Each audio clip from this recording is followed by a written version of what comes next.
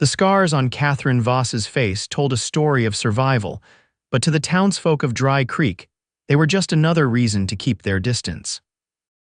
The whispers followed her like a shadow as she made her way down the dusty Main Street, carrying her basket of herbal remedies to sell at the general store. It was 1876, and the Montana Territory was as unforgiving as the people who had settled it. "Good day, Mr. Peterson," Katherine said as she entered the store, keeping her gaze fixed on the weathered floorboards. The store owner nodded curtly, barely acknowledging her presence. "Miss Voss." Katherine placed her basket on the counter, the glass bottles of tinctures and salves clinking softly against each other. "I've brought the usual remedies. Mrs. Wilson mentioned her arthritis was troubling her something fierce, so I made extra of the willow bark liniment." "I'll take half of what you brought last time," Peterson said, not meeting her eyes. "Folks ain't buying like they used to." She knew it was a lie. Her remedies worked, and the town had no proper doctor, just a traveling surgeon who passed through once a month. But arguing would only make things worse. Katherine nodded and began removing bottles from her basket. The bell above the door jingled, and the store fell silent as three men from the Diamond Bar Ranch swaggered in. Their spurs clinked against the wooden floor as they approached the counter where Katherine stood. "Well, look what we have here, boys," the tallest one said, leaning against the counter. "If it ain't the witch woman herself." Katherine kept her head down, focusing on arranging her bottles. Her long auburn hair fell forward, partially concealing the right side of her face where the burn scars stretched from her temple to her jaw. "Hey, witch, I'm talking to you," the man persisted, reaching out to grab her chin and force her face up toward him. "Jesus," he exclaimed, recoiling dramatically. That face could curdle fresh milk. His companions laughed, one of them making the sign of the cross as if warding off evil. "They say she got those scars dancing with the devil," he said. "Nah, even the devil wouldn't dance with something that ugly," replied the third man, a stocky ranch hand with tobacco-stained teeth. Katherine tried to gather her remaining bottles, her hands trembling. "Please, I just want to conduct my business and leave." "Oh, she speaks," the tall one mocked. "And here I thought maybe your tongue was as twisted as your face." Mr. Peterson cleared his throat nervously. "Now, boys, let's keep it civil in my store." "Civil?" The stocky ranch hand spat on the floor. "Ain't nothing civil about letting a freak like this peddle her witch potions to decent folk." The bell above the door jingled again, but Katherine didn't look up. She'd learned long ago that help rarely came. "That's enough," said a deep voice from behind the men. "Three grown men picking on a lone woman. Your mamas must be real proud." The ranch hands turned to face the newcomer. He stood tall in the doorway, his broad shoulders blocking the afternoon light. Dust covered his denim pants and the faded blue shirt beneath his leather vest. A well-worn Stetson cast a shadow over his face, but Katherine could see the stern set of his jaw and the intensity in his blue eyes. "This ain't your business, stranger," the tall ranch hand warned. "I'm making it my business," the man replied, stepping forward. His spurs jingled softly with each deliberate step. "Now apologize to the lady and move along." The three ranch hands exchanged glances, sizing up the stranger. He wore his Colt revolver low on his hip, the holster tied down the mark of a man who knew how to use it. After a tense moment, the tall ranch hand spat on the floor. "Ain't worth the trouble. Come on, boys." As they pushed past the stranger, he added, "You're welcome to the witch. Just don't come crying when you wake up turned into a toad." When the door closed behind them, Katherine quickly gathered her remaining bottles. "Thank you, sir, but that wasn't necessary. I'm accustomed to their kind." "No one should be accustomed to being treated like that," the stranger said, approaching the counter. "Name's Adam Irwin. Just rode into town looking for work." Katherine finally looked up, bracing herself for the inevitable flinch when he saw her face clearly, but Adam's expression didn't change. His gaze remained steady, looking directly into her eyes. "Katherine Voss," she replied softly. "And truly, Mr. Irwin, while I appreciate the gesture, you've likely just made enemies of the Diamond Bar boys, which isn't wise for someone seeking employment in these parts." Adam shrugged. "Wouldn't want to work for anyone who employs men like that anyway." He glanced at her bottles. "You a healer, some call me that," Katherine said cautiously. "Others have less flattering names." I could use something for saddle sores if you've got it, he said, a hint of a smile touching his lips. Been riding for 2 weeks straight from Wyoming. Katherine hesitated, then reached into her basket and pulled out a small tin. Comfrey and yarrow salve, apply it morning and night. How much? For you, nothing, she said. Consider it payment for your intervention, though it was unnecessary. Adam placed a silver dollar on the counter. I pay my debts, Miss Voss. He took the tin, tipped his hat, and turned to leave. At the door, he paused and looked back at her. Those scars you carry, they're marks of survival, not shame. Remember that. After he left, Mr. Peterson cleared his throat. You'd best be careful around that one, Miss Voss. I recognize him from the wanted posters. That's Adam Quick-Draw Irwin. They say he's killed a dozen men. Katherine gathered her basket. Today he stopped 3 men from harassing me, which is more than anyone else in this town has ever done. The next morning, Katherine woke before dawn, as she always did. Her small cabin sat at the edge of town, nestled against the foothills. Most townspeople avoided coming this far out, which suited her just fine. She lit a lantern and began her morning routine of checking on her herb garden and feeding her chickens. As the first rays of sunlight crested the eastern mountains, she spotted a figure on horseback approaching her cabin. Katherine tensed, reaching for the shotgun she kept by the door. Living alone as she did, caution was necessary, but as the rider drew closer, she recognized Adam Irwin's broad-shouldered silhouette. She set the shotgun aside but remained in the doorway, watching as he dismounted and tied his horse to the fence post. "Mr. Irwin," she called. "What brings you to my doorstep at this early hour?" Adam removed his hat as he approached. "Miss Voss, hope I'm not intruding. I was hoping to speak with you about a matter of some importance." "And what matter would that be?" "I've taken a job with old man Henderson at the Lazy H Ranch," he explained. "Turns out they need someone who knows about healing plants and such. Their usual doctor is laid up with pneumonia in Helena." Katherine frowned. "And you thought of me." "Mr. Henderson has made his opinion of me quite clear over the years. He's desperate. His youngest boy took a bad fall from a horse yesterday, legs broken, and there's fever setting in. He asked if I knew anyone who could help, and I mentioned you."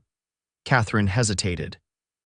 James Henderson had once led a group of townspeople to her cabin after a poor harvest, accusing her of cursing their crops. But a child in need was a child in need. "Let me gather my supplies," she said after a moment. The ride to the Lazy H took nearly an hour. Adam rode beside her wagon in silence for most of the journey, occasionally pointing out wildlife or commenting on the weather. "May I ask about your scars?" he said suddenly as they crested a hill overlooking the ranch. Katherine stiffened. "Most people prefer to pretend they don't see them." "I'm not most people." She was quiet for so long that Adam thought she wouldn't answer. Then softly she said, "I was 16 when our homestead caught fire. My parents didn't make it out. I tried to save them." Her hand unconsciously rose to her face. "This was the price of my failure." Adam nodded slowly. "My father used to say scars are just memories written on skin. Your father sounds wise." "He was. Apache killed him when I was 12. Katherine glanced at him, surprised by the lack of bitterness in his voice. "I'm sorry," Adam shrugged. "Was a long time ago." "I've learned there's good and bad in all people, regardless of where they come from." As they approached the ranch, Katherine pulled her shawl up to partially cover her scarred face, a habit she'd developed over the years. Adam noticed, but said nothing. James Henderson stood on the porch of the main house, his weathered face etched with worry. When he saw Katherine, his expression darkened. "Irwin, I told you to find help, not bring the witch woman," he growled. "You told me to find someone who could save your boy," Adam replied calmly. "Miss Voss is the best chance he's got." Henderson looked torn, glancing back at the house where presumably his son lay suffering. Finally, he stepped aside. "Fine, but if anything happens to my boy—" "Nothing will happen except his healing, Mr. Henderson," Katherine said firmly as she climbed down from her wagon. "Now, please show me to your son." Inside, 10-year-old Timothy Henderson lay on a bed, his face flushed with fever, his right leg crudely splinted. The boy's mother sat beside him, dabbing his forehead with a damp cloth. She looked up fearfully when Katherine entered. "Mrs. Henderson," Katherine nodded politely, "I'm here to help your son." "We've tried everything," the woman whispered. "The fever won't break, and he cries out whenever we touch his leg." Katherine set her bag of supplies on a nearby table and began examining Timothy. The leg was badly swollen, and when she gently probed the injury, she could feel that the bone had not been set properly. "The bone needs to be reset," she told the Hendersons, "and I'll need to make a poultice for the infection and something for the pain." "Will it hurt him?" Mrs. Henderson asked. "Yes," Katherine answered honestly, "but it will hurt much worse if we don't do it, and he may lose the leg entirely." Mr. Henderson paled. "Do what you must." For the next hour, Katherine worked methodically, preparing her medicines and explaining to Adam how he could assist her. When everything was ready, she knelt beside Timothy's bed. "Timothy, I'm going to help your leg feel better, but first it's going to hurt quite a lot," she told the boy gently. "Can you be brave for me?" The boy nodded weakly, his eyes glazed with fever. Katherine gave him a tincture of willow bark and valerian to dull the pain, then nodded to Adam. "Hold him steady," she instructed. What followed was difficult for everyone in the room. Despite the pain medicine, Timothy screamed when Katherine reset the bone. Mrs. Henderson wept silently and Mr. Henderson turned away, unable to watch. Only Adam remained steady, holding the boy firmly but gently, murmuring words of encouragement. When it was done, Katherine applied her poultice to the wound, then properly splinted the leg. By then, Timothy had fallen into an exhausted sleep. "The fever should break by morning," she told the Hendersons. "I'll leave medicines for pain and to prevent infection, keep the poultice changed twice daily." Mrs. Henderson took Katherine's hand. "Thank you," she whispered. Mr. Henderson couldn't quite meet Katherine's eyes, but he nodded gruffly. "You can stay the night in the bunkhouse if you wish. It's getting late." "Thank you, but I should return to my cabin," Katherine replied. "There are animals to tend to." As she packed her supplies, Adam approached. "I'll ride back with you. These hills aren't safe after dark." The ride back was quiet, both of them tired from the day's events. As they neared her cabin, Katherine broke the silence. "You didn't flinch," she said. "What's that?" Adam asked. "When you first saw my face clearly." "You didn't flinch. Everyone flinches." Adam was quiet for a moment. "I've seen worse."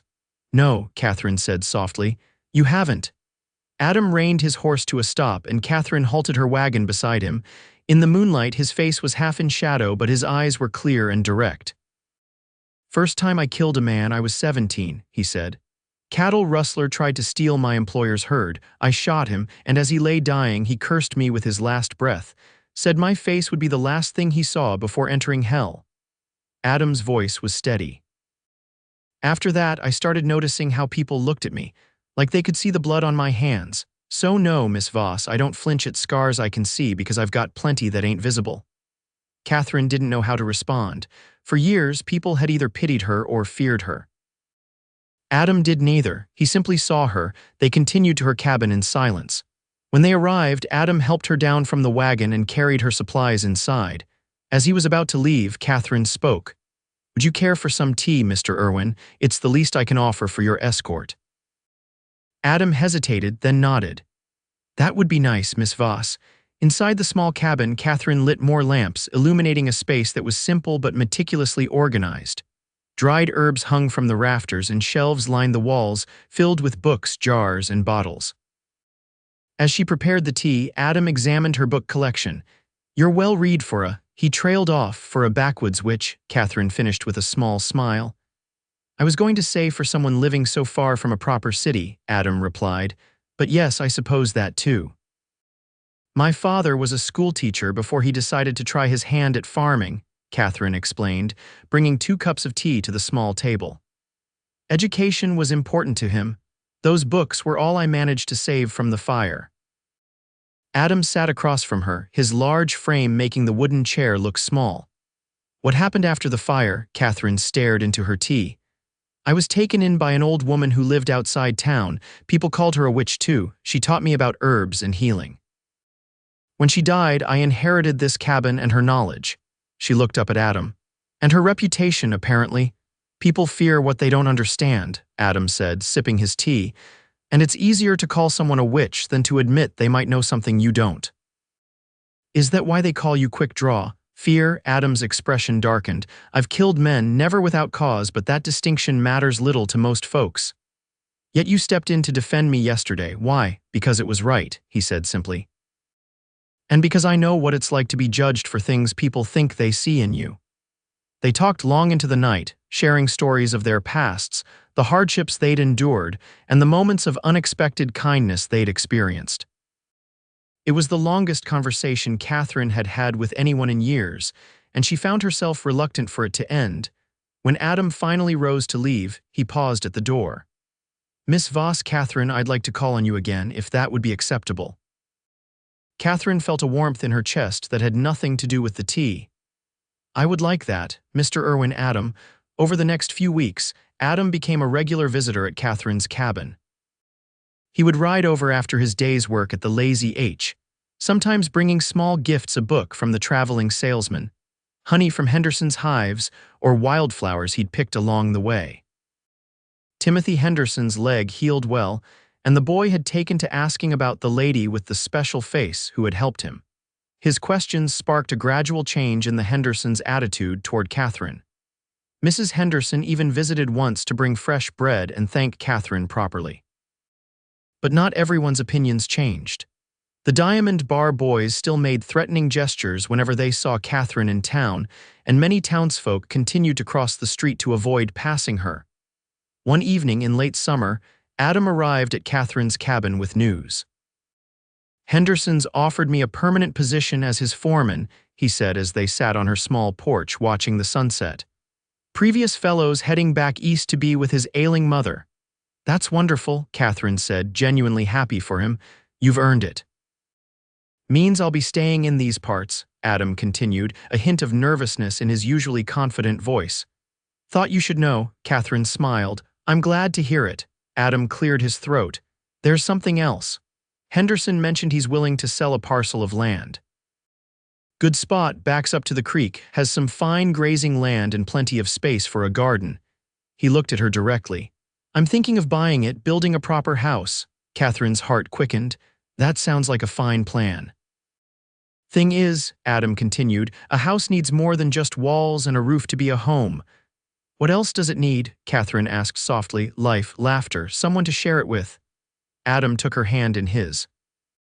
"I know we haven't known each other long, but I've never met anyone like you, Katherine. Your strength, your kindness despite how this town has treated you." Katherine's free hand rose unconsciously to cover her scarred cheek. Adam gently took that hand too, pulling it away from her face. "When I look at you," he said, "I see beauty, not despite your scars, but including them. They're part of who you are, part of the woman I've come to care for deeply." Tears welled in Katherine's eyes. "Adam, people will talk. They'll say terrible things about you for associating with me." "Your reputation, my reputation," Adam laughed softly. "Katherine, I've been running from a reputation for years. Maybe it's time I stopped running and started building something worth standing for instead." Before Katherine could respond, the sound of approaching horses broke the evening quiet. Adam was on his feet instantly, his hand moving to his gun. 3 riders appeared at the edge of Katherine's property. Even in the fading light, she recognized the Diamond Bar boys. The tall one, Clyde Murphy, had a rifle resting across his saddle. "Well, if it ain't the witch and her pet gunslinger," Murphy called. "Been meaning to have a word with you, Irwin." Adam stepped in front of Katherine. "Say your piece and move on, Murphy. You're trespassing." "Trespassing?" Murphy laughed. "On which property?" "Don't think the law would see it that way." He spat on the ground. "Word is you're sweet on this freak. That true, Irwin? You actually prefer this burned-up face to a proper woman's?" Katherine saw Adam's hand tighten on his gun. "Adam, don't," she whispered. "It's not worth it." "Listen to your witch, Irwin," the stocky ranch hand jeered. "She knows what happens to them that cross us." "I'm giving you one chance to ride out of here," Adam said, his voice dangerously calm. "Take it." Murphy raised his rifle. "Maybe we'll just burn this place down instead." Finish what the last fire started. What happened next unfolded so quickly Katherine could barely follow it. Adam drew and fired in one fluid motion. Murphy's rifle discharged into the air as he fell from his horse, clutching his shoulder. The other 2 ranch hands reached for their guns, but Adam had already shifted his aim. "Don't," he warned, "unless you're eager to join your friend on the ground." The 2 men froze, then slowly raised their hands. "Get him on his horse and ride out," Adam commanded.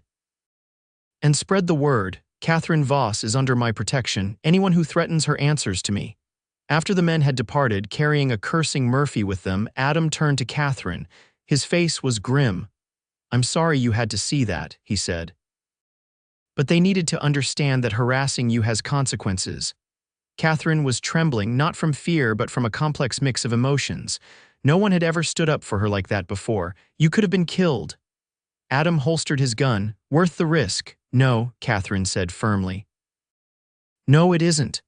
I've lived with their taunts for years. I don't want you putting yourself in danger because of me." "Katherine," Adam said, taking her hands again, "I wasn't in danger. Men like that are cowards at heart. They prey on those they think won't fight back." Katherine shook her head. "This will only make things worse. The whole town will be talking by morning." "Let them talk," Adam said. "I meant what I said earlier. I care for you, Katherine, deeply. I think I'm falling in love with you, scars and all." Katherine stared at him, hardly daring to believe his words. "How can you say that? How can you look at this face and speak of love?" Adam cupped her scarred cheek gently. "When I first saw you in that store, watching those cowards mock you, something happened to me. I looked at your face, at your eyes, and I knew." "Knew what?" "That yours is the face that'll haunt my prayers," he said softly. "Not because of any scars, but because of the strength and beauty I saw there, the kindness that persisted despite everything you've endured." Katherine closed her eyes, leaning into his touch. "I'm afraid," she whispered. "Afraid to believe this could be real." "It's real," Adam assured her, "and if you'll give me a chance, I'll spend every day proving it to you." That night changed everything. News of the confrontation spread through Dry Creek like wildfire, along with Adam's declaration that Katherine was under his protection. Some townsfolk were outraged, but many others seemed relieved to have an excuse to treat Katherine differently. 2 days later, Sheriff Thomas Drake rode out to Katherine's cabin. Adam was there, helping repair her chicken coop. "Irwin," the sheriff called as he dismounted, "need a word with you about what happened with the Diamond Bar boys." Adam straightened, wiping his hands on his trousers. "Sheriff." Drake glanced at Katherine, nodding politely. "Miss Voss," Katherine returned the nod, surprised by the civil greeting. The sheriff had always been coldly professional with her at best. "Murphy's claiming you shot him without provocation," Drake said to Adam. "That's so," Adam replied evenly. "He happened to mention he was threatening to burn down Miss Voss's cabin at the time." Drake shifted uncomfortably. "He did not, but his companions backed his story." "Of course they did," Katherine interjected. "They've been harassing me for years, Sheriff, as you well know." The sheriff had the grace to look embarrassed.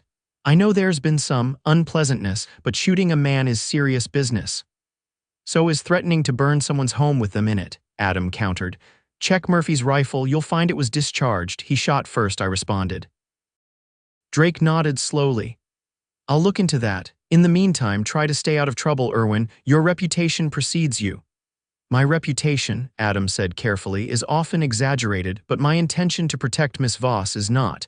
After the sheriff left, Katherine turned to Adam. "You didn't have to do that." "Yes, I did," he replied firmly, "and I'd do it again." In the weeks that followed, a subtle shift occurred in how Dry Creek treated Katherine. It began with Mrs. Henderson bringing a group of women to Katherine's cabin seeking remedies for various ailments. Then Mr. Peterson at the general store started greeting her by name when she entered his establishment. Even Reverend Williams, who had once suggested from his pulpit that Katherine's scars were God's judgment, stopped by to ask for something to ease his rheumatism. Adam purchased the land from Henderson and began building a house. Katherine would visit in the evenings, bringing dinner and offering suggestions about where windows should go to catch the best light for growing herbs indoors during winter. One evening in early autumn, as they sat on a half-finished porch watching the sunset, Adam took Katherine's hand. "I've been thinking," he said. "This house will be done before the first snow. It's a good house, solid. But as I said before, a house isn't a home without someone to share it with." Katherine smiled. "I believe you mentioned that." Adam reached into his pocket and pulled out a small wooden box. "I've carried this with me for weeks, waiting for the right moment." He opened the box to reveal a simple gold band set with a small ruby. "It was my mother's. My father gave it to me before he died, said to give it to a woman with fire in her heart." Katherine stared at the ring, hardly daring to breathe. "Katherine Voss," Adam said, his voice steady despite the nervous flutter in his chest. "Would you do me the honor of becoming my wife?" Of making this house a home with me, tears filled Catherine's eyes. Are you certain, truly certain, the things people will say, let them talk? Adam interrupted gently. All I care about is what you say, yes or no. Yes, Catherine whispered, and then louder, yes, Adam Irwin, I will marry you. Adam slipped the ring onto her finger, then pulled her close, kissing her for the first time. Catherine melted into his embrace, feeling truly seen and accepted for the first time since the fire that had changed her life. They were married on a crisp October day, with the aspen trees glowing gold against the mountainsides. To Catherine's surprise, the small church in Dry Creek was nearly full. The Hendersons were there, little Timothy sitting proudly with his healed leg. Mr. Peterson and his wife, Reverend Williams, Sheriff Drake, and even some of the ranch hands from neighboring spreads who had sought Catherine's healing skills in recent months. As Catherine walked down the aisle in a simple cream-colored dress, her auburn hair adorned with wildflowers, she held her head high. She made no attempt to hide her scars. Adam waited for her at the altar, his eyes filled with love and admiration. Dearly beloved, Reverend Williams began, we are gathered here today to join this man and this woman in holy matrimony.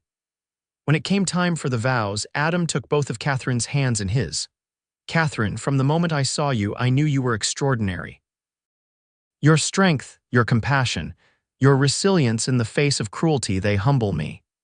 I promise to stand beside you through whatever life brings, to protect you, to cherish you, and to remind you every day of the beauty I see when I look at you. Yours is the face that will haunt my prayers until my dying day, not because of any scars, but because it's the face of the woman I love more than life itself. Tears streamed down Catherine's cheeks as she spoke her own vows. Adam, you saw me when others looked away. You defended me when others attacked. You loved me when I thought love was beyond my reach. I promise to be your partner, your healer, your friend, and your wife, to stand with you against whatever storms may come, to build a home and a life with you filled with love and acceptance. By the power vested in me, Reverend Williams concluded after they exchanged rings, I now pronounce you husband and wife. You may kiss your bride. Adam lifted Catherine's veil and, in full view of the entire town, tenderly kissed her scarred cheek before finding her lips. The years that followed brought more changes to Dry Creek and to the Irwins. Their home became known as a place of healing, not just for physical ailments but for troubled souls. Catherine trained several young women in herbal medicine, passing on the knowledge that had once made her an outcast. Adam continued working at the Lazy H, eventually purchasing a share in the ranch when old man Henderson decided to semi-retire. 3 years after their wedding, Catherine gave birth to twin daughters with their father's blue eyes and their mother's auburn hair. The girls grew up knowing their mother's scars were badges of courage, not marks of shame. On their 10th wedding anniversary, Adam and Catherine hosted a gathering at their home. Nearly the entire town attended, bringing food and good wishes. As the celebration wound down, Adam found Catherine standing alone on the porch, watching the sunset. Happy anniversary, my love, he said, wrapping his arms around her from behind. Catherine leaned back against his chest. 10 years. Sometimes I still can't believe it's real. Believe it, Adam said, kissing her temple where the scars began. Though I must confess I lied to you the day I proposed. Catherine turned in his arms, eyebrows raised. Oh, I told you yours was the face that would haunt my prayers, he explained with a smile. But how can something haunt you when it's right beside you every night and every morning? Catherine laughed, the sound carrying across the yard where their daughters played with the other children from town. A fair point, Mr. Irwin. I have something for you, Adam said, reaching into his pocket. He pulled out a small leather-bound book. Open it. Catherine opened the book to find it filled with pressed wildflowers, the same varieties Adam had brought her during their courtship. Beneath each flower was a date and a memory written in Adam's neat handwriting. I've been collecting these for 10 years, he explained. One for each month we've been together. Catherine traced the delicate petals of a prairie rose. It's beautiful, Adam. Not as beautiful as you, he replied, touching her scarred cheek gently. Never as beautiful as you. As the sun sank behind the mountains, casting golden light across the land they had made their own, Katherine Voss Irwin knew that the scars that had once defined her were now simply part of a much larger story, a story of love that saw beyond appearances, of courage that stood against prejudice, and of a community that had learned to look past the surface to the heart beneath. And that, she thought as she leaned up to kiss her husband, was the most beautiful story of all.